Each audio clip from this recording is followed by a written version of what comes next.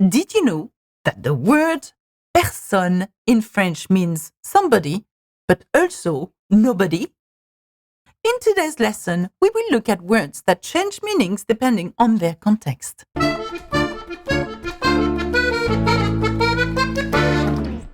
As always, please ensure to turn on your notifications, subscribe to join me on my website, Insta, TikTok, Facebook, etc. Click on the member button to access the guide for this lesson. We will look at 3 common French words that can be used differently in French. Some of them can even have opposite meanings. Let's start with the word number 1, numéro 1. This word here can be pronounced either with an S or without, which means that we can hear it as plus ou plus. So when do we pronounce this word with an S sound and when do we pronounce this without?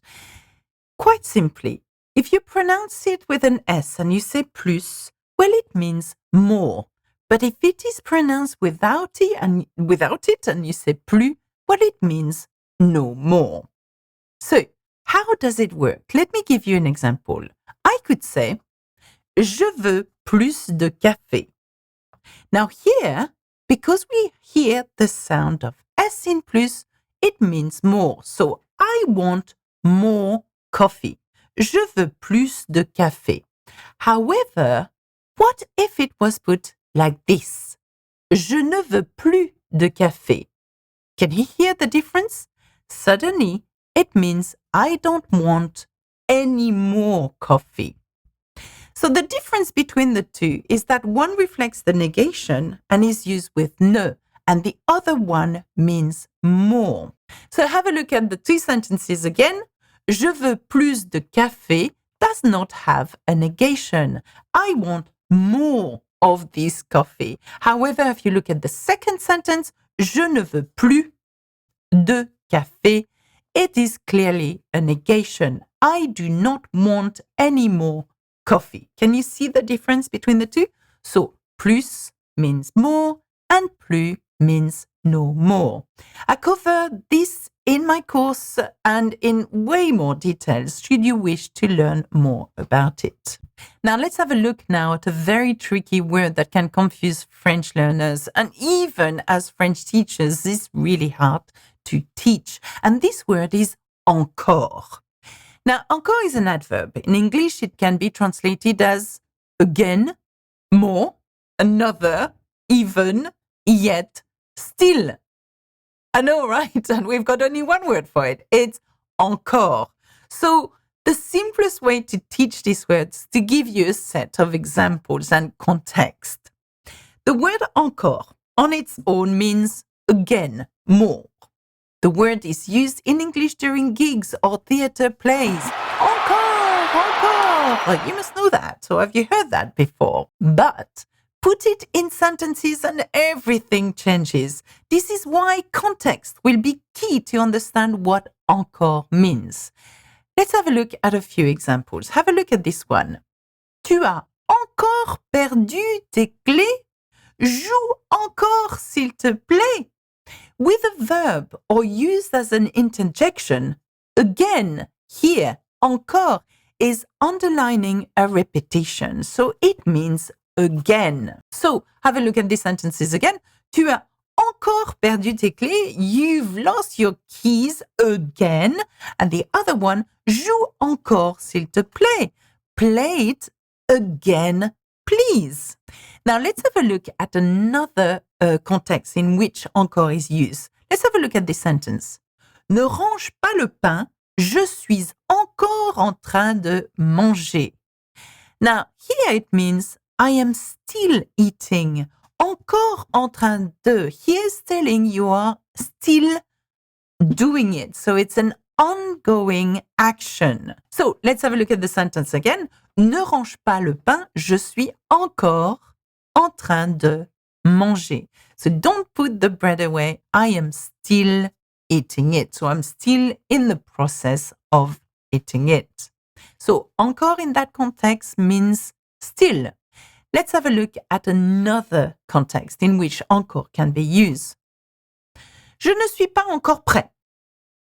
Now, I am not ready yet. So here encore means yet. This example has a negation in it, and this is your clue to know it means yet, as in not yet. So when used with a negation, encore will mean yet, as in not yet. Have a look at the sentence again. Je ne suis pas encore prêt. I am not ready yet. The ne gives the negation away. Now let's have a look at another example in which encore means something else. Here's the sentence. C'est encore mieux qu'avant. And that means it's even better than before. Here encore means even. The use of encore here puts an emphasis on the comparative and can be translated as even or still even, not to confuse anybody. Let's have a look at another use for encore. Here's a question. Tu veux encore un croissant? And here in that case, it means another. Do you want another croissant? So here, encore comes with the singular noun. Encore un croissant. Tu veux encore un croissant? Do you want another croissant? So here, encore means another. Okay, let's have a look at another example. Elle veut encore du café, which literally means she wants more coffee. So, to summarize, the word encore is full of surprises.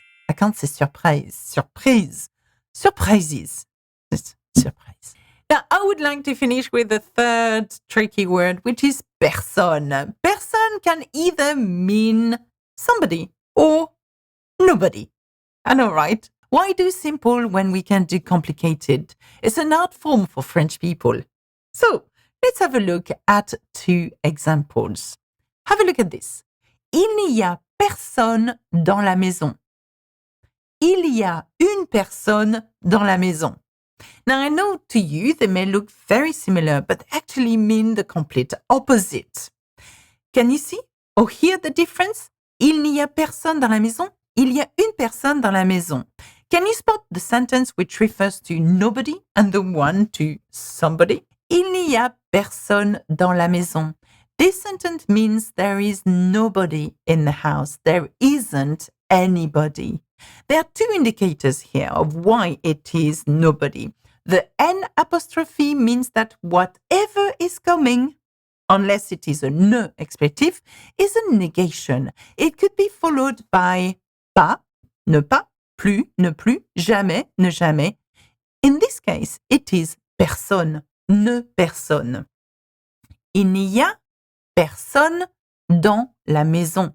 There is nobody in the house. So you may wonder what happens if a French speaker drops the N like they always do.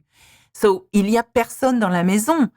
Is it then no longer a negation? Well, the fact that there is no article in front of the word person means that we are not referring to one person and that therefore it can only be used with ne, even if it doesn't appear in the sentence. So it must mean nobody.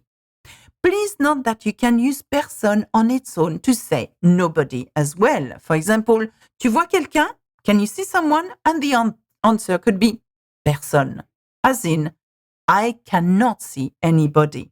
So still used as a negation. So, il y a personne dans la maison ou il y a personne dans la maison is definitely nobody because person doesn't come with an article just before it and comes with a negation.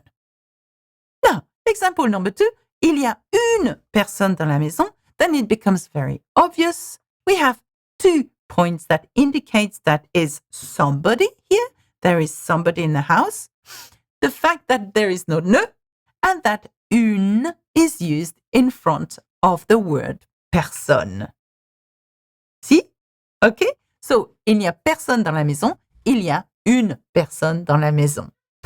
So, in this video, we saw 3 tricky words. Plus or plus, encore, and personne. These words will never stop surprising me. Please download the guide to this lesson if you want to keep this lesson in your books forever. Subscribe, check my next videos, and do what it is that you have to do. Au revoir, à bientôt, bisous bisous.